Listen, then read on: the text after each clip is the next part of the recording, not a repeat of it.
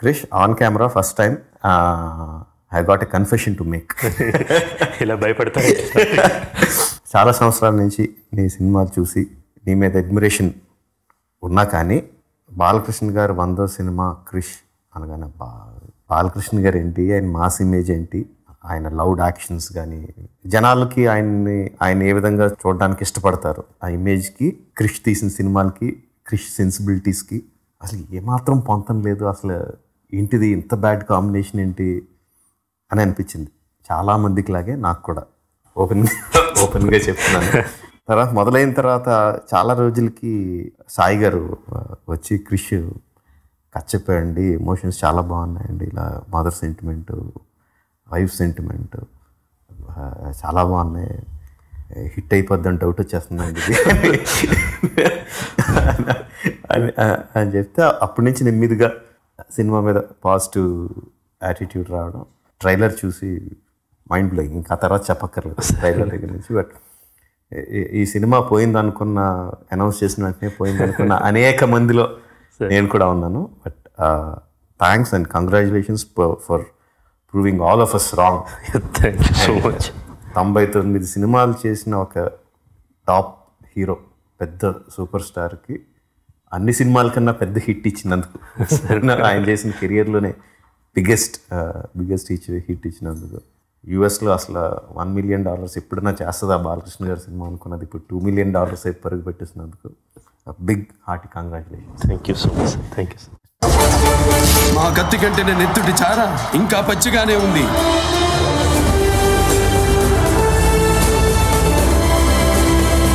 సమయం లేదు మిత్రమా, శరణమా రణమా. బై యువర్ ఓన్ అడ్మిషన్, నేను పెద్ద హిస్టరీ బఫన్ కాకపోవచ్చు కానీ నాకు కూడా శాతకర్ణి ఎప్పుడు పేరు అక్కడ వింటాను తప్ప శాతవాహనులు ఒకళ్ళని కూడా తెలియదు. శాలివాహన్ శాఖ మరి శాతవాహనులు ఎవరు ఏంటి తెలియదు, అసలు శాతకర్ణి గురించి అంతకన్నా తెలియదు. బై యువర్ ఓన్ అడ్మిషన్ ఆయన మదర్ వేయించిన ఒక శాసనం తప్ప వేరే ఎటువంటి ఆధారాలు లేవు, కథ లేదు, చరిత్ర లేదు, ఏమీ లేని దాంట్లోంచి వాట్ ఈస్ దట్ ఈ సినిమా నేను చెయ్యాలి, ఇంత రిస్క్ తీసుకొని ఇంత డబ్బులు ఖర్చు పెట్టి కెరియర్ని, అందరి కెరియర్ని, పక్కపక్కల ఫ్రెండ్స్ కెరియర్ని, డబ్బుల్ని అన్నీ పణంగా పెట్టేసైనా సరే ఈ సినిమా తీయాలి అన్నంత ఇన్స్పిరేషన్ ఏమీ లేని చోట నుంచి ఎక్కడి నుంచి వచ్చింది? What is that made you? Gautamiputra Satakarni గురించి మనకి ఓన్లీ నాసిక్ శాసనాల గురించి తెలుసండి. బట్ శాతవాహనుల చరిత్ర అపారంగా ఉందండి. మన మెగస్థనీస్ ఇండికా దగ్గర నుంచి అతను 33 కోటల గురించి చెప్పినప్పుడు కోటిలింగాలలో ఉన్న ఒక కోట, మట్టి కోట ఏదైతే అని చెప్పాడో అది శ్రీముఖుడి కాలం నాటిదని.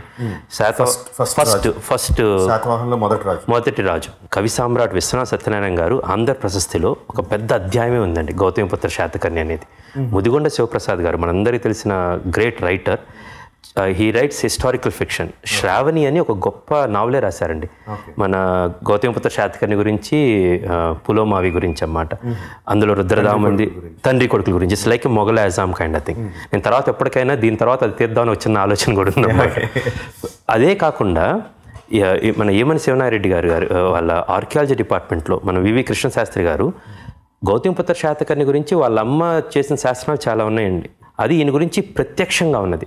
పరోక్షంగా ఒక్కొక్క రాజు గురించి, తమిళనాడులో నూట్రువర్ కన్నర్ గురించి ఉంది, మహారాష్ట్ర గెజెట్లో చాలా ఇన్ఫర్మేషన్ ఉంది. ఇప్పుడు కన్నగి శిలకి ఈయన ఇక్కడి నుంచి తన నేవల్ ఫోర్స్ ఎక్కువ ఉంది కాబట్టి ఇక్కడి నుంచి హిమాచలం దాకా పంపించి ఒక పెద్ద శిలను తీసుకొచ్చి చిదంబరంలో అదే కన్నగి శిలగా పెట్టించారని ఒక ఉందన్నమాట. దీన్ని బట్టి అన్ని వైపుల నుంచి రీసెర్చ్ చేస్తే చాలా కథ దొరుకుతుందండి.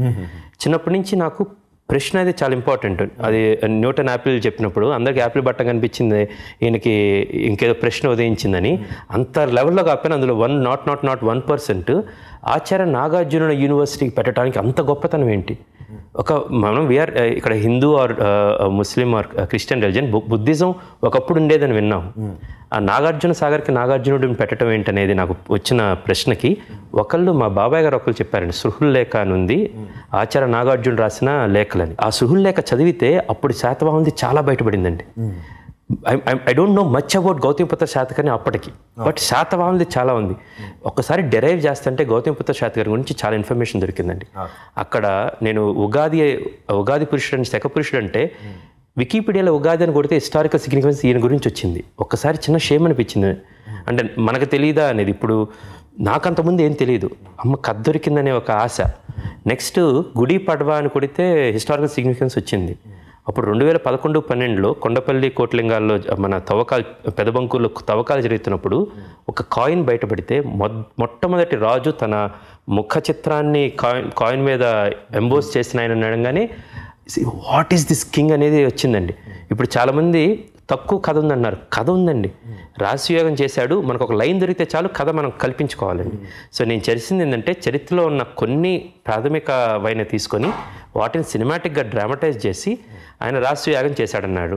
మనకు రాజసుయాగం అంటే శ్రీకృష్ణ పాండవ సినిమాలో ధర్మరాజు ద్వాపరయుగంలో చేసి శ్రీకృష్ణుడు అగ్రపూజిస్తుంటే శిశుపాలుడు ఏదో వాగాడు, తల కొట్టాడు, ఆ కథ తెలుసు సార్. దానికి రిఫ్లెక్ట్ చేసుకుంటూ ఈయన రాజసుయాగం చేశాడు నెంబర్ 1 అయితే, అప్పుడు దాకా తల్లి పేరుని ఎవరు పెట్టుకొని ఆయన 23వ శాతవాహన కింగ్ నుంచి తల్లి పేరు పెట్టుకోవడం స్టార్ట్ అయింది. ఈయన పెట్టుకున్నారు. దాన్ని కూడా రాజసుయాగంలోకి పెట్టి ఒక అందమైన సీన్ క్రియేట్ చేసుకొని పాలనా వ్యవహారాలు ఎక్కడ సినిమాలో చూపించలేదు. ఆయన ఆ తల్లి కిరీటం పెట్టిన తర్వాత పాలనా వ్యవహారం అక్కడే చెప్పి, అది స్క్రీన్ ప్లేలో చిన్న ఎక్కిమీడా సాంగ్లో ఎలాగైతే జనజీవనం చూపించి అంతవరకే దానికి కావాల్సింది. ఇక్కడ పాలనా వ్యవహారం చేశాను సార్. సో చరిత్రలో దొరికిన కొన్ని ఆధారాలు తీసుకొని దానికి సినిమాటిక్గా చేసి, హిస్టారికల్ రైటర్ ఎవరైనా అంతే చేయాలండి.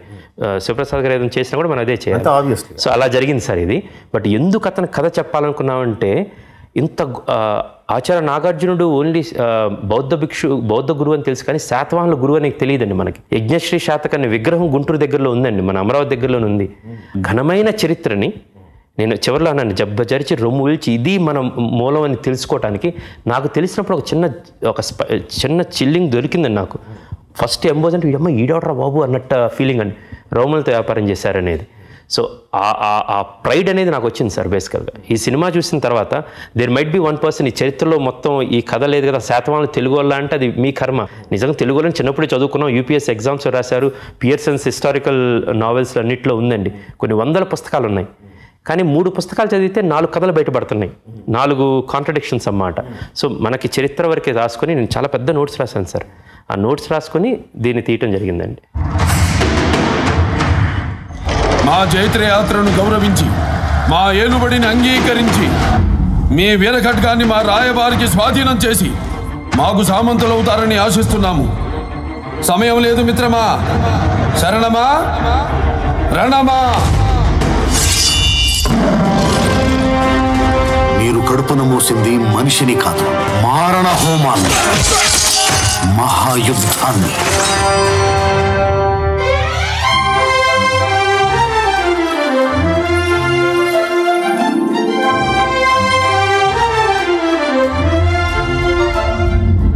బిడ్డ కడుపున పడ్డప్పుడు యుద్ధానికి వెళ్ళారు, ఇప్పుడు సరాసరి ఇంకో బిడ్డని యుద్ధానికే తీసుకెళ్తున్నారు. మీరు మనిషేనా? ఫస్ట్ ఎవరైనా సరే గుర్తుపెట్టుకోవాల్సిందంటే ఇది సినిమా, డాక్యుమెంటరీ కాదండి. డాక్యుమెంటరీ అయితే డాక్యుమెంటరీలో తను ఏ సంవత్సరంలో ఏ తేదీలో పట్టాభిషక్తి లేదు, ఆ తర్వాత యుద్ధం ఎప్పుడు జరిగింది, యుద్ధంలో ఎంతమంది సైనికులు ఉన్నారు, ఆ లెక్కలన్నీ చూసేది డాక్యుమెంటరీ. అవునండి. చారిత్రకమైన సినిమా తీసేటప్పుడు దాన్ని ఆధారంగా తీసుకొని సినిమా తీస్తారు తప్ప పదానికి సెంటెన్స్ కి యాస్టిస్ తీరు. కొన్ని తీద్దాం ఉన్నా కూడా అన్ని కాంట్రడిక్షన్స్ ఉన్నప్పుడు ఏది నిజం అంటే సినిమా ఒక ఆయన సినిమా చూడకుండా ఇక్కడ గుర్రానికి జీన్ ఉంది, అప్పుడు జీన్ ఉందా లేదా అంటే ఇప్పుడు నేను చచ్చి ఇచ్చడి నేను చూసిన దగ్గర ఎక్కడో ఉంది. ఏదో మన ఫారిన్ సినిమాలు చూస్తుంటాము, అందులో అలెగ్జాండర్ సినిమాలో ఏదో అక్కడ జీన్ ఉంటుంది, నేను జీన్ పెట్టాను, నువ్వు జీన్ ఎందుకు పెట్టావు, ఇది మొత్తం తప్పంటే నేనేం చేయాలి, నాకు వచ్చిన సినిమా ఇది, జీన్ లేకుండా మీరు ఇంకో సినిమా తీయండి. సినిమా అంతా ఒక ఎత్తు క్రిష్, ఆ లాస్ట్లో చెప్పిన మీ వాయిస్లో వచ్చిన దట్ సెంటెన్సెస్ వాట్ ఎవర్ మాట్లాడుతుంటే నువ్వు చెప్పింది సార్, జబ్బు చర్చి రొమ్ము ఇది మన మూలం అని గర్వంగా చెప్పుకోవచ్చు, తలెత్తి చెప్పుకోవచ్చు అని చెప్పిన మాటలు వెరీ ఎమోషనల్ సార్. ఇంత తక్కువ టైంలో ఎంత పెద్ద సినిమా తీసింది. ఓకే, ఈ పాటికి 100 మంది 100 రకాలుగా అడిగేసి ఉంటారు. ఐఎమ్ నాట్, నేను ఎవరు చెప్పలేదు అది. నేను ఎవరు అడిగినా ఏం చెప్పారంటే కట్టప్ప బాహుబలి ఎందుకు చెప్పాడు రాజమౌళి గారు నాకు చెబితే అప్పుడు నేను ఆయన చెప్తాను ఎలా చేశాను. Seriously amazing. అంటే అందరూ అడగడం వేరు, నేను అడగడం వేరు. అంటే దాని తాలూకు వ్యయ ప్రయాసాలు ఎలా ఉంటాయో, ఒక షార్ట్ సెట్ చేయాలంటే అంతమంది జనాన్ని తీసుకొచ్చి సెట్ చేసి షార్ట్ తీయడం పక్కన అటు పెట్టి జస్ట్ అసలు ఆ పొజిషన్లో పెట్టడం అనేది ఎంత డిఫికల్టో తెలుసు. సో అంటే రోజుకి ఎన్ని గంటలు షూట్ చేసేవారు? 79 రోజులు. Okay, 14 to 8 some days they were 14 hours sir, some days they were 18 hours sir. And I have to thank Balakrishna గారు. ఆయన పొద్దున ఒక 6:30-7 వస్తే రాత్రి 9 దాకా మోస్ట్ ఆఫ్ ద డేస్ ఉన్నారండి. అంటే ఇప్పుడు ఆ బడ్జెట్స్ మాకు అంతే అలౌ చేసినాయి సార్. బేసికల్గా మోర్ దాన్ థింగ్ అది సంక్రాంతికి రావాలని మీకు గుర్తుండే ఉంటుంది. ఢిల్లీలో నేను మీకు కథ చెప్తే నేను దీనికి సింహభాగం ఆ క్రెడిట్ అంటే నేను ప్లానింగ్ మొత్తం చేసుకున్నాను. దానికి ఒక పందా ఒకటి పెట్టామండి. కానీ దానికి ఆద్యులు మీరు. ఎక్కువ గ్రాఫిక్స్ పెట్టుకోవద్దు, టైం ఎక్కువ ఉంటే పర్లేదు, డబ్బులు ఎక్కువ ఉన్నా పర్లేదు, బట్ డబ్బులు కూడా కాదు క్రిష్, టైము. నువ్వు టైం ఇస్తా ఉంటే గొప్ప గ్రాఫిక్స్ వస్తాయి, బట్ ఆ టైం నీ దగ్గర లేదనుకున్నప్పుడు లైవ్కి వెళ్ళు అన్నారు సార్. గ్రాఫిక్స్ ఎక్కువ పెట్టుకుంటే టైం ఎక్కువ పడద్దని అంత తెలియని విషయం కాదు నీకు. బట్ అంటే ఇది 79 రోజుల్లో చేయడానికి కారణం ఒకటే సార్. బేసికల్గా ఈ సినిమాని 4గా డివైడ్ చేశానండి. మొరాకో మన ఈ నాహపానుడు కథ అంతా ఒక వి అప్రోచ్ 4 షార్ట్ స్టోరీస్ అండి. నాహపానుడు చేస్తున్నప్పుడే మేము మొరాకోలో షూట్ జరుగుతున్నప్పుడు there was entire second unit which was clear second unit which was preparing for the ship అండి. షిప్ సెట్ అంతా వేస్తున్నాం, ఇక్కడ లైవ్ వెబ్ క్యామ్ పెట్టాము. దెన్ ఫ్రమ్ మొరాకో మాకు అక్కడ ఒక కంట్రోల్ రూమ్ లాగా పెట్టాము అనమాట. We are actually monitoring each and everything. అది అయిపోగానే మొరాకోది అయిపోగానే వీ కమ్ హియర్. ఆ నాహపానుడు అంతా తీసిన తర్వాత కళ్యాణ దుర్గం సెటప్ అంతా తీసాం సార్. 2 సెకండ్ కథ అన్నమాట. దానప్పుడు ఇంకా మిగతాది ఏం పట్టించుకోలేదు. ఆ సినిమా అయిపోయింది. అదొక 20 రోజుల సినిమానే. 20 రోజులు ఎంత కావాలో దానికి 21 రోజులు పెట్టామండి టైము. నాకు అమరావతిలో తీయటానికి మొత్తం 26 రోజులు కావాల్సి వచ్చింది సార్, పాట కూడా. సో అప్పుడు మొరాకోలో మేము షూట్ చేసింది అప్పుడు 18 రోజులే చేసుకుని, ఇక్కడ వచ్చేసి ఇక్కడ 14 రోజులే చేసి ఇక్కడ కావాల్సిన టైమ్స్ అక్కడ పెట్టుకున్నాం సార్. 3వ సినిమా ఎగ్జాక్ట్ ఇది షిప్ది అయిపోగానే 3వ సినిమాకి మేము మహేష్ వెళ్ళాం సార్. అది 3వ సినిమా. ఈ 3 సినిమాలు అయిపోయిన తర్వాత ఇంకా 4వ సినిమా సార్. అది జార్జియాలో తీయటం జరిగింది సార్. ఇది దానికన్నా ముందు షిప్ అయిపోయిన తర్వాత స్ట్రైట్ జార్జియాకి వెళ్ళాం. ఎందుకంటే ఏదైతే మల్టిప్లికేషన్స్ అవసరమో, డబ్బులు ఎక్కడ ఎక్కువ పెట్టాల్సి వచ్చిందో అవి వరకు ముందు తీసి. So we approach 4 different films sir, 4 short films. And second thing, నేను ఒకవేళ విజువల్గా కొన్నిసార్లు గ్రాండియర్ రాకపోతున్నా నాకు ఏదన్నా సరే, ఐ యూస్ టు టెల్ మా కెమెరామెన్ అరుస్తున్నా సరే it's okay, I want to hold that. No ఇక్కడ ఏమీ నాకు వల్ల కావట్లేదు, ఇక్కడ పెద్ద షార్ట్ కావాలని లేదు, నేను ఇక్కడ డైలాగ్కి వెళ్తాను, ఇక్కడ ఎమోషన్కి వెళ్తాను అనేది బ్యాక్వర్డ్ ఇంటిగ్రేషన్ చాలా చేశాను సార్. ఇంకోటి సినిమాలో చూసినప్పుడు మీకు రిపీట్ షాట్స్ కనపడతాయి, తప్పదన్నమాట. ఐ హ్యావ్ టు రియల్లీ కొన్ని ఫ్లిప్ ఫ్లాప్స్ అది అందరూ చేస్తారు, బట్ ఈ టైంలో చేయాల్సి వచ్చింది. బట్ ఈ 79 రోజులు ఇలాగ మాడ్యూల్ ప్లాన్ చేసుకోవడానికి ముఖ్య కారణం ఏంటంటే, ఇక్కడ ఎగ్జాక్ట్ 1 year బ్యాక్ మేము కంచె సినిమా తీసాం సార్. It's same team. మీరు బాహుబలి 1 చేసి 2 చేస్తున్నప్పుడు చాలా డిఫరెన్స్ కనపడిద్దండి. 1 కవంగానే చేసిన తప్పులన్నీ కనపడిపోతాయండి పోస్ట్ ప్రొడక్షన్లో. ఇప్స్ జంప్స్ అన్నమాట. ఇదంతా అవసరం లేదు కానీ తీసామనేది ఉంటుందండి. కంచె చేస్తున్నప్పుడు Kanche we shot in 54 days sir. Same cameraman, same music director, same writer, same director, it's same technical team, same producer. So ఇంకొక అంగ పెద్దగా వేస్తే కంచె దాటొచ్చని అర్థమైందండి. అప్పుడు 54 రోజులు చేసాము, ఇంకో 25 రోజులు దొరికిందంటే కనుక ఒక సినిమా తీయొచ్చు. ఈ కథ ఎప్పటి నుంచి అనుకుంటున్నాను, 2011 నుంచి అనుకుంటున్నాను ఈ సినిమా చేద్దాం అనేది. అమరావతి వెళ్ళి ఆ కుడ్యాలు అన్నీ చూసిన తర్వాత ఆగట్లేదు అన్నమాట. కానీ బడ్జెట్ ఏం సరిపోదు, డబ్బులేం సరిపోవు. అలాంటి టైంలో బాలయ్య బాబు 100వ సినిమా అంటాం, ఈయనైతే పర్ఫెక్ట్గా సెట్ అవుతారు. I will go with his intensity in acting. Gautamiputra శాతకర్ణిని ఉన్న ఫోర్ట్స్లో ఈ సెటప్ ఎలాగ చేయొచ్చు, ఇంత డబ్బుల్లో అని ప్లాన్ చేసుకున్నాను సార్. వేసుకున్న ప్రణాళిక వర్కౌట్ అవటం, some luck we have also, చాలా లక్ ఫ్యాక్టర్స్ వర్కౌట్ అయినాయి. Finally we are able to achieve it sir.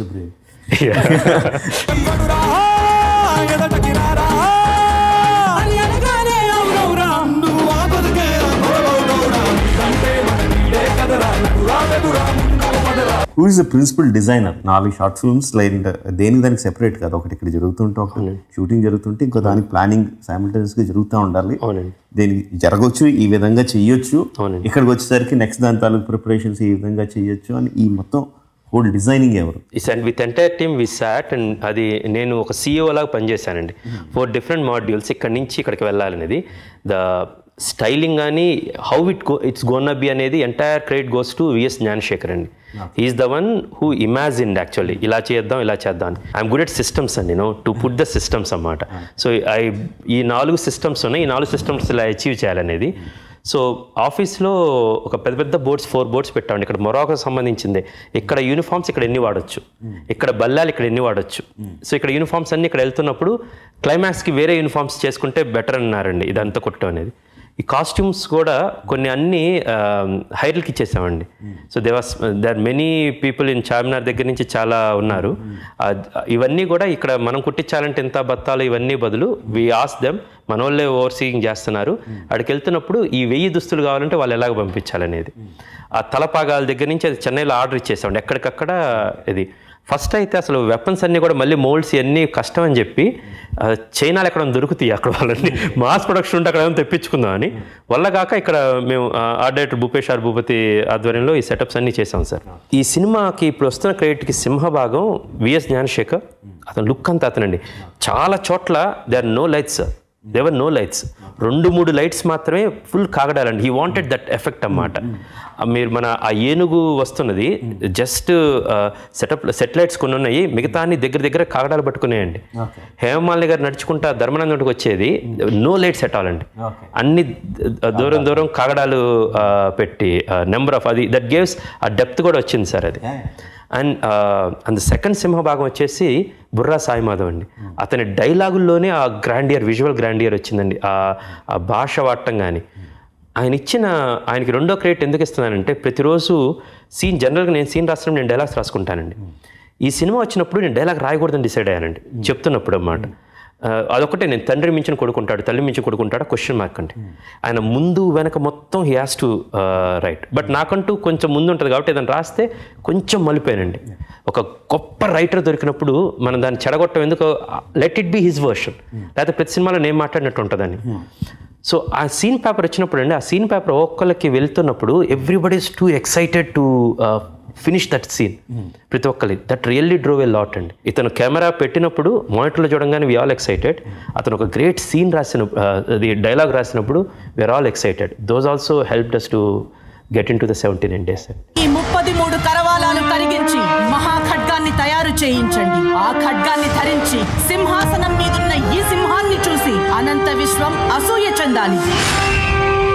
Sai Madhav, as you are saying, అంటే from a director's point of view సినిమాని ఎలాగ టైంలో తీయగలిగారు అంటే, డైలాగ్ రైటర్ డైలాగ్స్ బాగా రాసిచ్చాడు అని చెప్తే, but the way you explained, జనాలు ఆ సీన్ పేపర్ చూసిన వెంటనే ఇది అర్జెంటుగా చేశారు, అర్జెంటుగా దీన్ని సెట్ ఎనర్జీ వాజ్ డిఫరెంట్ అండి. ఆ రోజు నాకు గుర్తుంది, ప్రక్షాళన చేద్దాం, దేశం మీసం తిప్పుతాం డైలాగులండి.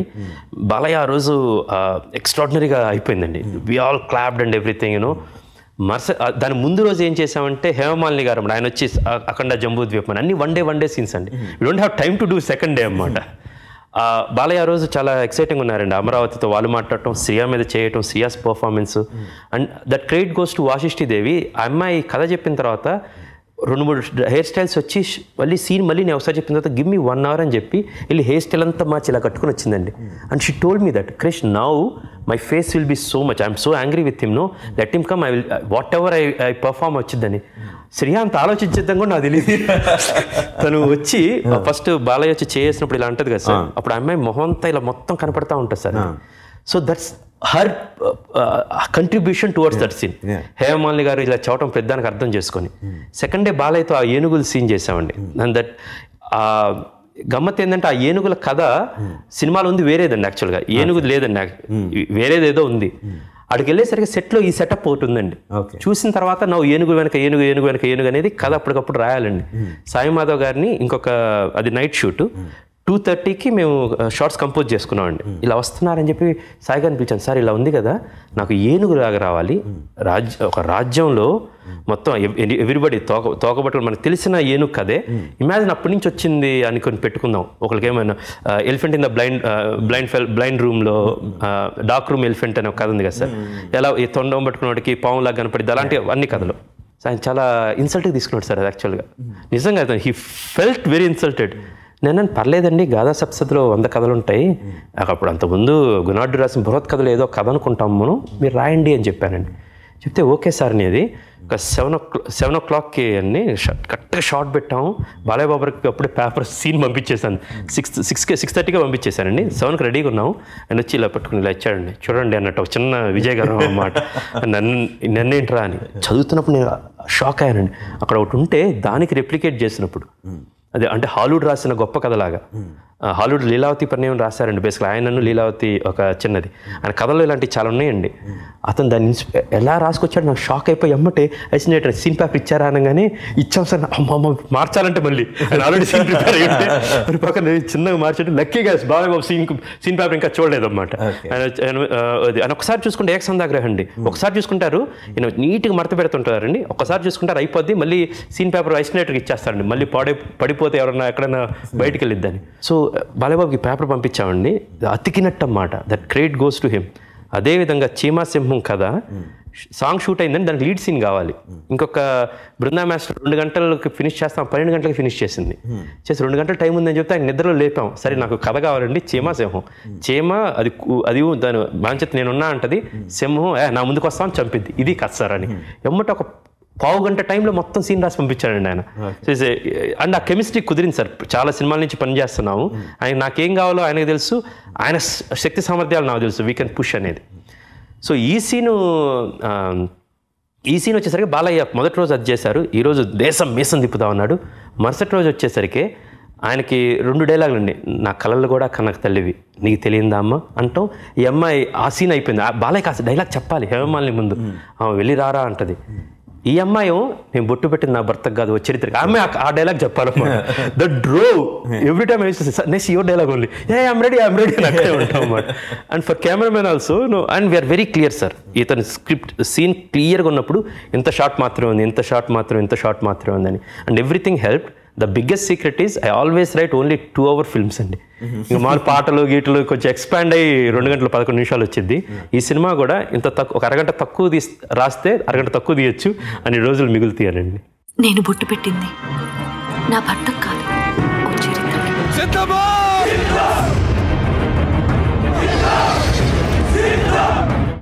ఆడదాని కడుపున్న నలిగి వెలుగు చూసిన రక్తపు బుద్ధవి నీకున్న అర్హత నీ తల్లికి లేదా? నేను అగ్రతాంబూలం ఇస్తుంది మా అమ్మకే కాదు, అమ్మకి. గుర్రం మీద కూర్చోబెట్టుకుని యుద్ధానికి వెళ్తూ ఉంటే సామంతరాజులు అందరూ ఇక్కడ తన కొడుకునే సొంతంగా వెళ్తున్నప్పుడు మనం చేస్తున్నప్పుడు మనం we have to support there is no other అని చెప్పి ఏ విధంగా తను కన్విన్స్ చేసాడు అంతే. సో ఇప్పుడు వెళ్ళి ఏం చేస్తాడు అని చెప్పి నా పండు వచ్చి ఆడి తాలూకు మనుషులు వచ్చి నిలబడి బిల్డప్ అంతా తీసుకెళ్తుంటే చేప కథ చెప్పని చెప్పించుకోవడం, ఆ చేప ఎందుకు చెప్పాలనిపించింది చేప కథ అక్కడ. అది చిన్న చమత్కారం అండి. నేను వెళ్తున్నప్పుడు అక్కడ వస్తున్నప్పుడు బాలకృష్ణ గారు 100వ సినిమా డైలాగ్స్ కూడా మనం కథలు చెప్పకూడదు, మన కథలు జనం చెప్పుకోవాలి. మాకు సమానాన్ని కనగలిగే తల్లిదండ్రులు ఇంకా ఈ భూమి మీద పుట్టలేదు, ఇలాంటి ఎన్ని సెటప్స్ అన్ని వేసుకుంటున్నప్పుడు సార్ నాగపానుడు వాళ్ళు వచ్చి రాయిస్తే చిన్న కన్ఫ్రంటేషన్ భార్యతో ఇంత అన్న తర్వాత వాళ్ళతో అసలు మాట్లాడే పరిస్థితి కూడా ఉండకూడదు సార్.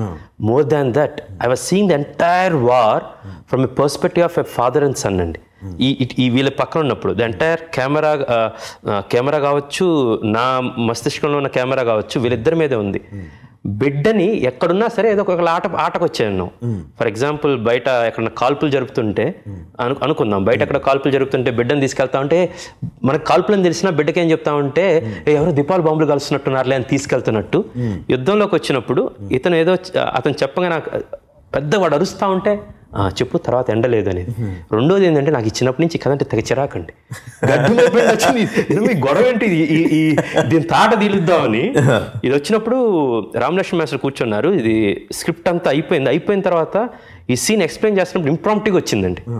చాలా ఇంప్రాంప్టివ్గా కొన్నిసార్లు వస్తూ ఉంటాయి కదా సార్ కథ చెప్తున్నప్పుడు అన్నమాట. రామలక్ష్మణ మాస్టర్ అందరికి వచ్చిన బోన్ స్క్రిప్ట్ అయింది, అక్కడ వేరే వర్షన్ ఒకటి ఉంది, చెప్తా మాస్టర్ అని చెప్పి వాళ్ళకి ఏదో ఫన్నీగా వాళ్ళు బాగా ఇన్వాల్వ్ అయి ఉన్నారు. సరే మాస్టర్ ఇప్పుడు బిడ్డ ఉంటా అంటే నాకు కథ చెప్పలేదు నువ్వు అంటే, సరే నేను కథ చెబుతాను రా అంటే ఈయన అని ఆ సెటప్ ఏదో ట్రై చేశాను సార్. అక్కడ వాళ్ళు వెళ్ళిపోయిన తర్వాత ఏమంటే సాయి గారిని పిలిచాను అనమాట. పిలిచి సాయి గారు ఈ సీన్ మారింది, ఇప్పుడు కట్ చెబుతారు. నాకు కావాల్సింది మెయిన్ ఏంటంటే ఈ కథకు ముగింపు కావాలి. చాలా చిరాగ్గా ఉంది చిన్నప్పటి నుంచి. 7 చేపలు ఉంటే ఎవరు తర్వాత ఏం జరిగిందో చెప్పరని, దానికి ఆయన చాలా గొప్పగా రాశాడండి. రాజులు రాజ్యం కోసం కత్తులు పట్టాలి, ధర్మం కోసం తప్పులు పట్టాలి, అంతేగాని ఇలా చేపలు కప్పలు పడతా ఉంటే చీమకు కూడా లోకమైపోతాడు రాజు అన్నమాట. అది రాగానే ఒకసారి ఫుల్ఫిల్మెంట్ వచ్చిందండి. అంటే ఇతను కూడా ఇద్దరు, ఇతను చీమగొడ్లోకి అవుతున్నాడు అనగానే వాడు వచ్చేసి బడుగు జాతి అనడానికి నాకు ఒక సెటప్ కావాలి సార్ దానికి రేయటానికి. సో అక్కడ అతను బడుగు జాతి అనగానే దాన్ని అట్లీస్ట్ అందరూ బాలయ్య ఈ సినిమాకి ఎందుకు నేను వెళ్తానంటే బడుగు జాతి కాదు తెలుగు జాతి అంటే అన్నగారంటే భలే ఉంటుంది, నెక్స్ట్ బాలయ్య అంటే కత్తిలా ఉంటుంది అన్నమాట. సో బాలయ్య చేత ఆ మాటనిచ్చి అండ్ సినిమా రాస్తున్నప్పుడు ఎప్పుడైతే నేను కొండాపురంలో కోట్లింగాల్లో ఉంటాను, మీరు మొదట అడిగిన ప్రశ్నకి ఎందుకు ఇది చెప్పాలనుకున్నది, ఇప్పటికీ మనం ఎంతైనా బాంబేలోనో అక్కడ ఉన్నా సరే వీఆర్ సౌత్ ఇండియన్స్.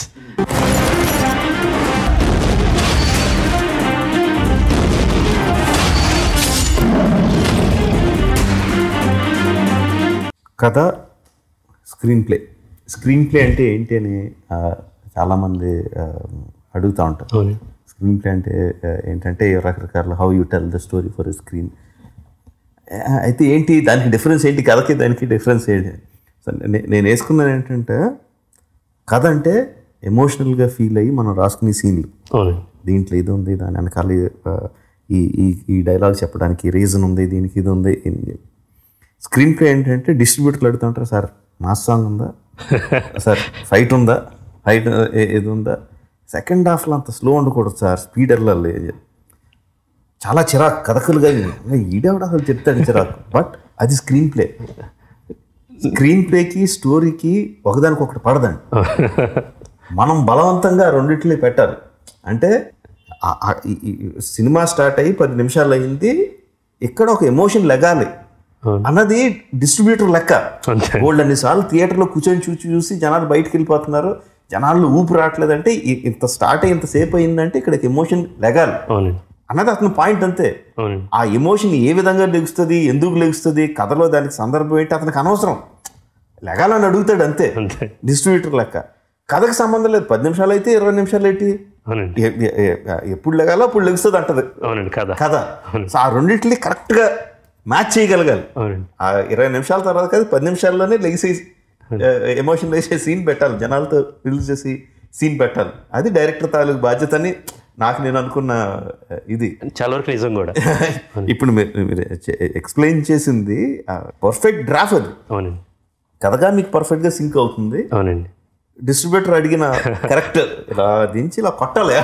డిస్ట్రిబ్యూటర్ ఆ టైంకి ఎంతసేపు ఇలాగా సరదాగా నవ్వేటట్టు చేసి జనాల్ని బాలయ్య చేస్తే ఆ జోక్ భలే చెప్పేట్రా అని నవ్వుకుంటున్నట్టు చేసి చెప్పి రైస్ చేయడం అన్నది డిస్ట్రిబ్యూటర్ అడిగేది, కథ కూడా రాసేది, రెండు సింక్ అవడం. డైరెక్ట్ గా that's your success, major success. భయం ఏ లేదా క్రిష్? 3 వార్లు వార్ ఊహ రాలేదు సార్ యాక్చువల్గా. బికాజ్ అక్కడ వార్ వెనక ఎమోషనే. ఫస్ట్ వార్ అయిపోతున్నప్పుడు మహాయుద్ధం చేసిన తర్వాత కూడా ఇతను 33 గణరాజ్యాలు ఉన్న దాన్ని యుద్ధాన్ని నిర్మూలించడం కోసం అనేక యుద్ధాలు చేశాడు. బట్ ఆ యుద్ధాలు చెప్పక తప్పని పరిస్థితి.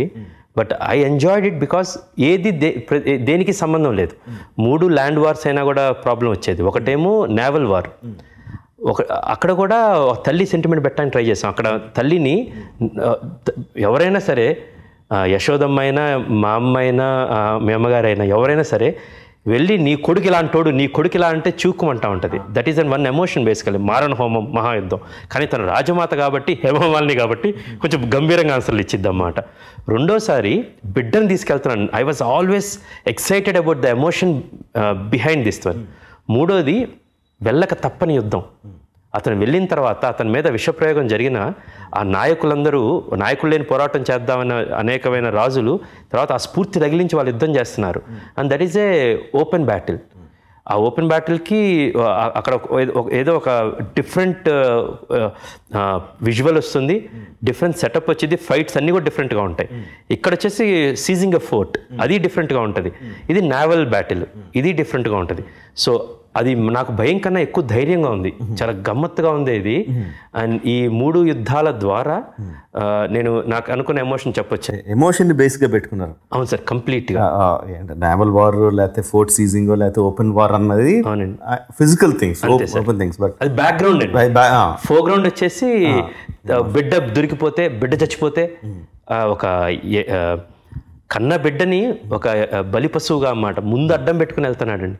కానీ తెస్తానని ఆల్రెడీ ముందు ప్రామిస్ చేశాడు, పోగొట్టుకుంటానా అన్నాడు అన్నమాట. హీ కెనాట్ పోగొట్టుకున్నా అంటే ఓడిపోయినట్టే, చచ్చిపోయినట్టే. He can't even face the heroine.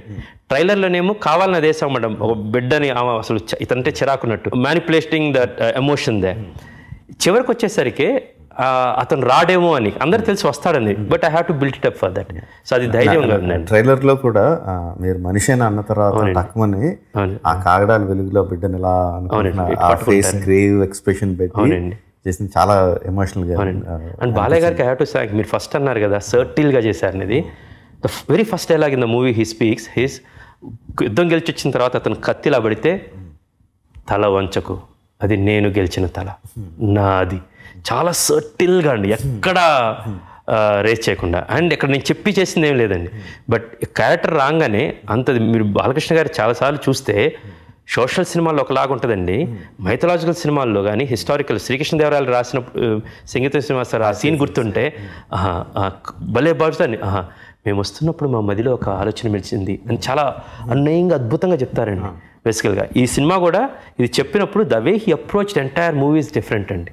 అది పిండి కొలది ఆయన సెట్ చేసుకున్నారండి.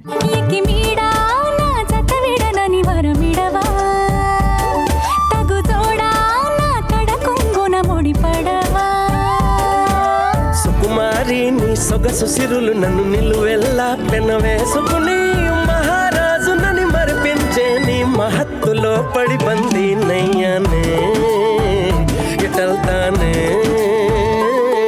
మార్చ్లో మొదలుపెట్టి జనవరిలో రిలీజ్, 79 రోజులు షూటింగ్ డేస్, అన్ని ఇంత టైట్ స్కెడ్యూల్స్. ఈ మధ్యన మళ్ళీ బాలకృష్ణ గారికి యాక్సిడెంట్ అయిందని. నాకు యాక్సిడెంట్ అయిందండి, పెళ్ళయింది. యాక్చువల్లీ అది ఎనర్జీ బూస్టర్. నమ్ము రమ్య కాబట్టి రైట్ నౌ షీ సపోర్ట్. నా biggest compliment came from her and cinema చూసిన తర్వాత చివరిలోకి వస్తున్నప్పుడు ఆయన సార్వభౌమ అంటే ఆయన వస్తున్నప్పుడు పక్క తిరిగి it was really worth waiting all this time, good movie అని. ఇంతకుముందు సినిమాలు చూసిందండి? చూసిందండి, అన్ని సినిమాలు చూసింది. కంచె మాత్రం రాజుగారి గది టికెట్లు దొరకెళ్ళిందంట చెప్పింది అన్నమాట. కంచె చూద్దాం అనుకున్నాను, సీరియస్ సినిమా ఏంటి అనేది. రాజుగారి గది అమ్మాయికి తనకి కామెడీను హారర్ సినిమా అంటే ఇష్టం అన్నమాట. వాళ్ళ అమ్మగారేమో కంచె సినిమా బాగుంది వెళ్దాం రావే అంటే కాదు రాజుగారి గదిలో కామెడీ ఉంటుందండి. సో నన్ను 2 మన సినిమాలు వెళ్ళామో పర్లేదు అని చెప్పి. Coming back to the topic, బాలకృష్ణ గారికి దెబ్బలు తగిలినాయి. So what was that? Balayya garu అంటే అది 2 జరిగినాయి సార్. ఒకటేమో మొరాకోలో ఈయన గుర్రం వేసుకొని వస్తున్నప్పుడు అటు ఇటు బాంబ్స్ పెట్టాం సార్. బేసికల్గా 2 వైపులా బాంబ్స్ వెళ్తే బ్యాలెన్స్ ఉండి దాని మోషన్ ఫార్వర్డ్ మోషన్ ఉంటుంది అన్నమాట. సో ఫస్ట్ టేక్ తీసాం, రెండో షాట్ తీస్తున్నప్పుడు రైట్ సైడ్దే పెళ్ళింది, లెఫ్ట్ సైడ్ పేలలేదు సార్.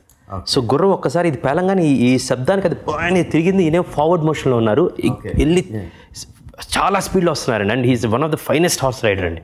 మొరాకోలో ఆ స్టంట్ మెన్ అందరూ ఈయనతో పోటీ పడలేకపోయేవాళ్ళు సార్. యాక్చువల్గా in trotting and everything was extraordinary, galloping or trotting. So ఆయన ముందుకు పడ్డారండి. ముందుకు పడ్డారు, రోల్ అవుతున్నప్పుడు వెనక అనేకమైన హార్సెస్ వస్తూ ఉన్నాయండి. It's like game of Thrones రియల్గా షాట్ అన్నమాట. వస్తున్నప్పుడు అక్కడ ఉన్న చీఫ్ ఇలా అడ్డం ఆ హార్సెస్ వచ్చి అడ్డం పెడితే అవన్నీ చాగినాయండి. అండ్ అది 3:30 జరిగింది. మళ్ళీ 5 ఆయన రెడీ అండి విల్ షూట్ అనేది. జార్జియాలో మేము షూట్ చేసినవన్నీ వైల్డ్ హార్సెస్ అండి. వి వెంట్ టు మౌంట్ కస్బేకి, అక్కడ అన్ని ఆ మౌంటైన్స్లో ఉండే హార్స్లు అండి. కొన్ని ట్రైన్డ్ హార్సెస్, కానీ ఈయనకు వచ్చిన హార్స్ బేసికల్గా అది అక్కడ వైల్డ్ హార్స్ అన్నమాట ఫస్ట్. సో దాని మీద ఆయన చేస్తున్నప్పుడు ఈయన ఈజ్ సూపర్ ఫాస్ట్ పర్సన్ అండి ఆయన. ఇవన్నీ కూడా తప్పించుకున్నారండి. ఒకరోజు ఆయన ఎప్పుడు నాతో అంటూ ఉండే దిష్టి తగులుతుంది క్రిష్, దిష్టి అనేది. నేను పట్టించుకున్నాను కదండి, ఇది ఉంది కదా దిష్టి తగులుతుందని. అప్పుడు నేను ఆ హార్స్ ఎక్కి ఒక 2 రౌండ్లు వేసి వచ్చాను సార్. దాని తర్వాత ప్రాక్టీస్ చేసాం. స్టంట్ అసిస్టెంట్ శంకర్ ఆయన వెళ్ళి మొత్తం చూసుకొని వచ్చాడండి. ఈయన ఈయన వచ్చారు, ఆయన హార్స్ అప్పుడు దాకా అన్ని స్టంట్స్ అయిపోయినాయి, రిస్కీ స్టంట్స్ అన్ని చేశారు, అన్నీ అయిపోయినాయి. ఈ హార్స్ రిబ్లో ఆయన ఇలా కాలు పెట్టి ఇలా ఎక్కారండి. ఎక్కినప్పుడు ఇది ఊడిపోయి బెల్ట్ అంతా ఊడిపోయి తపక్కన పడ్డారండి ఆయన. అండ్ వాస్ ఒక్కసారి ఆయన అప్పటికే అన్ని యాక్సిడెంట్స్ అయినా, ఈ వాజ్ స్టిల్ యాక్టింగ్ జార్జియాలో.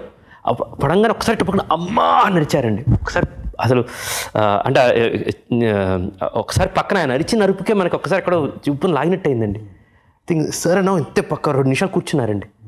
కూర్చొని ఇది ఏమైంది కృష్ణ, బేసికలీ నేను ఇప్పుడు ఒక రౌండ్ వేసి వచ్చాను, 2 రౌండ్స్. దెన్ శంకర్ అతను చూసుకున్నాడు, ఫైట్ అంతా చూసుకున్నాము, వాళ్ళందరూ ముట్టడించే సీన్ అండి. దెన్ ఆయన పక్కన అన్నమాట మొత్తం ఒత్తుకుపోయి ఇట్ వాజ్ రియల్లీ. సో అది అసలు షూట్ చేయలేని పరిస్థితి. ఆయన ఒక గంట రెస్ట్ అన్నారు, వెళ్ళి మళ్ళీ షూట్కి వచ్చారండి. ఇంకా అదైతే సార్ ఇది మరీ కష్టం సార్, బేసికల్గా passion is one thing but this is too much అండి. దెన్ అక్కడ ఉన్న పక్కన సెన్ గుడారిలో ఒక హాస్పిటల్ తీసుకెళ్ళి దెన్ ఆయన అసలు షూట్ చేయలేని పరిస్థితి. అక్కడి నుంచి ఒక 4 రోజుల ముందే షూటింగ్ ముగించుకొని రావటం జరిగిందండి. ఆ బ్యాలెన్స్ రామోజీ ఫిల్మ్ సిటీలో చేసామండి. అండ్ ద వే మన ఆ డైలాగ్ చూస్తే, నీ కొడుకు శిరస్సు నరికి వాడి తల మీద కాలు పెట్టిన సింహాసనం అధిష్ఠిస్తా అంటే, దేక్ నా కొడుకు తల కాదు కదా అన్నప్పుడు, మళ్ళీ టీవీలో వచ్చినప్పుడు కానీ మళ్ళీ ఇంకోసారి చూసినప్పుడు కానీ, నా కొడుకు తల కాదు కదా అని ఇట్లా అంటాడు ఆయన చెయ్యి అన్నప్పుడు, ఈ అనగానే మూడు సముద్రాల నీరు తాగి అన్నప్పుడు ఇట్లంటే గుర్రం సకిలిచ్చిద్దండి. While he was acting several places, ఆయన లోపలికి రాగానే ఆయనతో పాటు ఆయన గుర్రాన్ని యాక్ట్ చేస్తూ ఉంటారు. నాకు 2వ రోజు 3వ రోజు అర్థమైందండి. నేను ఈ అందండి అనగానే నేనేమో డైలాగ్ చెప్తున్నప్పుడు ఒక రకంగా వెళ్ళి, సరే అలా ఎక్కడ గ్యాప్ వద్దు సార్, నా కొడుకు తల కాదు కదా, 3 సముద్రాల నీరు తాగి ముందు కొడుకుతున్న నా గుర్రపు గట్ట కంటే మట్టిని కూడా ముట్టలే అని చెప్పాను. ఆయన 2-3 సార్లు ఈ 3 సముద్రాల నీరు తాగి నా గుర్రపు అంటున్నాడు. నేను అడిగాను, సార్ ఇది అంటే, కృష్ణ గారు ఇది ఉంచండి, నేను ఇంకోటి చేస్తాను మీరు అడిగింది అని. ఇంకోటి నేను ఎప్పుడు ఇలాంటి కావాల్సి సార్ శివాజీ గారు లాగండి డైలాగ్ వెళ్తూ ఉండాలి సార్ మన ఒక రైమ్లో అని. ఎడిటింగ్లో చూసిన తర్వాత ఆయన చెప్పేవాళ్ళు కాదు, అది ఆయన ఇన్వాలంటరీగా వస్తుందో లేదో కూడా తెలియదు అన్నమాట. అలాగా నాకు 7-8 షాట్లు చూస్తే అర్థమైందండి, అమ్మ ఈయన యాక్ట్ చేయటం కాదు, ఈ గుర్రాన్ని కూడా అనేది ఆ జంప్ చేయటం అనేది అది చేతక్ ఇన్స్పిరేషన్ అండి. పృథ్వీరాజ్ చౌహాన్ది చేతక్ వెళ్ళి ఎగిరి దూకిందనేది మనం చదువుకున్నాం. సో దాన్నే కొంచెం సినిమాటిక్గా చేసిందండి. ప్రతిసారి ఆయన వెళ్ళంగానే గుర్రాన్ని మచ్చిగా చేసుకొని ఒక హాఫ్ డే దాంతో తిరుగుతారండి. దెన్ రియల్గా అది ఆయన మాట ఉంటుందండి. అది ఎక్స్ట్రాడినరీ ఫీట్ అండి యాక్చువల్గా. అండ్ ఆయన సర్వశక్తులు ఒడ్డి or everything he started believing, behaving like Satakarni and he did this films. నూతన నిర్మాణమైన భారత రాజ్యాన్ని భారతదేశం నేతృత్వంతో ప్రక్షాళన చేద్దాం. దొరికిన వాడిని తురుముదాం, దొరకని వాడిని తరుముదాం. ఏది ఏమైనా దేశం మేసం తిప్పుదాం.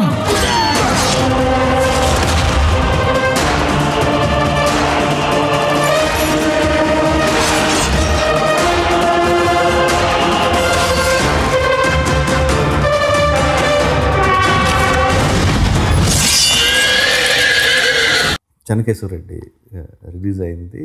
అందులో ఒక సాంగ్ షూట్ చేయాల, రిలీజ్ తర్వాత జాయిన్ చేద్దాం అని చెప్పి ఒక సాంగ్, శ్రేయతో సాంగ్ ఒకటి రిలీజ్ తర్వాత జాయిన్ చేద్దాం అని చెప్పి టైం సరిపోక పర్లేదని చెప్పి రిలీజ్ చేస్తారు. ఓపెనింగ్స్ బ్రహ్మాండంగా వచ్చినాయి, కానీ వినయ్ గారు ఆశించినట్టు రాలా చెన్నకేశ్వరరెడ్డి. సో షూట్ చాలా డల్గా చేస్తున్నారు. సాంగ్ రిజల్ట్ వచ్చిన తర్వాత సాంగ్ షూటింగ్ చాలా డల్గా చేస్తుంటే బాలకృష్ణ గారు పిలిచి చెప్పారంట, అన్నయ్య గారు రిజల్ట్ మీద అంత అలా పెట్టేసుకోవద్దండి, దృష్టి అంత పెట్టుకోవద్దు, మీరు 100% చేశారు ఈ సినిమాకి. చేశానండి, నేను చాలా ఎంజాయ్ చేస్తూ చేశాను, నమ్మి ఈ సబ్జెక్టు బాగుందని నమ్మి, మీరు బాగా చేస్తారని నమ్మి మిమ్మల్ని నమ్మి చేసాం. రిజల్ట్ మన చేతిలో లేదు, అది ఎప్పటికీ ఉండదు. మీ మీద నాకు ఇంత గౌరవం తగ్గలేదు, చాలా చాలా ఎక్కువ గౌరవం ఉంది. మీకు నాతో మళ్ళీ చేయాలనిపిస్తే మీరు కథ చెప్పండి, నేను రెడీగా ఉన్నాను చేయడానికి. అన్నయ్య గారు అసలు ఎంత ఎమోషనల్గా చెప్పారు, చాలా గ్రేట్ అండ్ ఆయన అని చెప్పి డైరెక్టర్కి ఎంత వాల్యూ ఇస్తారు.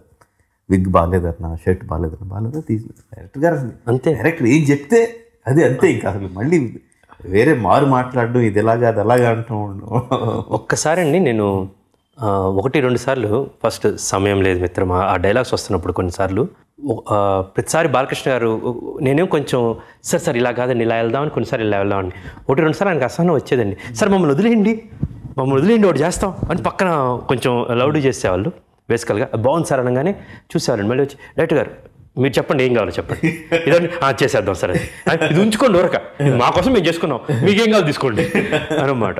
ఆయన ఈ సినిమా వస్తున్నప్పుడు ఫస్ట్ ఇంటర్వెల్లో తొడగొట్టించాం. నాకు చాలా చిరాగ్గా ఉంటుంది సార్, నీకు మాస్ రాదు నిజంగా నేను ఫస్ట్ నుంచి నేను కథగా ఎలాగుంటుందో గాలి సీను అది మాస్ క్యారెక్టర్, బట్ నేను అనుకున్న కథ అలాగుంది అలా తీద్దాం. ఆర్ కంచె అనేది వేరే మరీ మాస్ ఉన్న హీరోని తీసుకుంటే అదే విధంగా రాసుకునే వాళ్ళం. ఈ సినిమాలో ఆయన తొడగొట్టేది అక్కడ అన్నమాట. బాలకృష్ణ గారు, కృష్ణ గారు మీరు ఓకేనా సార్? నేనే సార్ అడుగుతున్నాను సార్, మీరు కొడితే సూపర్ అండి, మన ఫ్యాన్స్ అందరికి చాలా బాగుంటుంది, బట్ మీకు ఓకే కదా సార్? నేనే సార్ అడుగుతుంది మీరేని. అయిపోయింది. జార్జియాలో షూట్ చేస్తున్నప్పుడు రామలక్ష్మణ్ మాస్టర్ చేస్తున్నారు సార్, ఇక్కడికి వచ్చినప్పుడు ఇలా అన్నీ వస్తారండి అని. సినిమాలో ముష్టిఘాతాలతో వీళ్ళని చంపాలని ఒక చిన్నది రాసుకున్నాను సార్. ఆ రోజుల్లో కత్తులు ఎంత ఉన్నా కూడా ఈ రాజులు ఉండేదనేది. అక్కడ 9 మంది తోడేళ్ళు పాలు తాగిన యోధులు వచ్చినప్పుడు కూడా వాళ్ళని కూడా మెడ విరిచి ఇలా చేసి చంపుతారు. నెక్స్ట్ నహాపరుణ్ణి కూడా ఇలా గుద్ది చంపాలన్నమాట. అప్పుడు అక్కేచక బదలు కానీ అవన్నీ చిన్న ఇన్ఫ్లుయెన్స్. నెక్స్ట్ ఈ చివరిలో డెమిత్రియస్ గాడు కూడా ఇలా పట్టు వచ్చేసి, అప్పుడు మనం నరసింహారాధకులు ఎక్కువ కాబట్టి ఆయన ఇలా పట్టుకొని గుద్దాలనేది. దాని ముందు రామలక్ష్మణ్ మాస్టర్ని అడిగానమాట, సార్ ఇంటర్వ్యూలో ఒక తొడగదా 2 తొడలు కొట్టాలి సార్ నాది. మాస్టర్ నవ్వారు, ఎలా కృషి గారండి? ఏముందండి చూపిస్తాం, ఇట్లా పరిగెత్తుకుంటూ వస్తారు, ఠాక్ అంటారు. సరే ఏదో చేస్తాం, నేను చేసినప్పుడు షూట్ చేస్తే చాలా చండాలంగా ఉంది, మరి చూడటానికి బాగుంది కానీ పాప మాస్టర్స్ కష్టపడి ఇలా చేద్దాం, రే లక్ష్మణ ఇది కాదురా, రామ్ ఇది కాదురా అన్నట్టు వాళ్ళు చివరికి దే కాయిన్ దిస్ థింగ్ కావాల్సింది ఇదండి, ఇట్లా లేస్తాడు, ఇలా చేద్దాం అన్నమాట. చేద్దాం తర్వాత అలా జబ్బెలా అంటాడు. వాళ్ళు చెప్పిన దానికి ముందు అడిగాను. బాలకృష్ణ గారు చేశారన్నమాట. చేస్తున్నప్పుడు చాలా హైగా ఉంది. 18లోకి వచ్చిందండి. 18లోకి వచ్చిన తర్వాత సినిమాలో ఆయన ఒక్కసారి కూడా ఏలు పెట్టలేదండి. 18లో అయింది. నేను చూసిన తర్వాత మరీ కొంచెం ఎక్కువగా ఉందా, మరీ పైకి లేచి తాగ్ అని ఎలా ఉంటుందిరా అని చెప్పి నేను ఒక పైకి ఇలా లేచి ఇలా ఉండి వాళ్ళు కొట్టేయడం పెట్టాను సార్. డబ్బింగ్ అప్పుడు బాలకృష్ణ గారు ఫోన్ చేశారు, కృష్ణ గారు మనకు 2వ తోడు కూడా కొట్టుంది కదా, పెట్టండి సార్ వర్కౌట్ అయింది అని. నేను సార్ కానీ కొంచెం అంటే సార్ ఇది ఒక్కటి నా మాట అండి, సినిమా మొత్తం మీదే, ఇది ఒక్కటి నేను చెప్పాను కదండి ఎంజాయ్ చేస్తారు అని పక్కన మాట. అంటే కన్విక్షను అండ్ అన్ని చేసిన హీరోకి తెలిసిపోద్దండి బేసికల్గా. నేను ఓకే సార్ అని చెప్పి పెట్టేశాను. మా ఎయిటర్కి అది కూడా యాడ్ చేయండి అనగానే థ్యాంక్ యూ సార్ అని అనగానే మరి చెప్పొచ్చు కదా అండి, ఏం చెప్పంటారు సార్ మీరు 4 సార్లు వేయటం వద్దులే ఒకళ్ళ మాట వినాలి కదా, ఇది ఉంటే సూపర్ సార్ని. థియేటర్లో తేలిపోయింది. థియేటర్ ఫస్ట్ వచ్చింది నేను సార్, నేను మర్చిపోయినప్పుడు రాగానే నచ్చాను సార్ అది. So that credit goes to Balayya గారు. కన్సీవ్ చేసింది నేనే. ఆయన అది అది లేకపోతే అందం ఉండేది కదా సార్. అది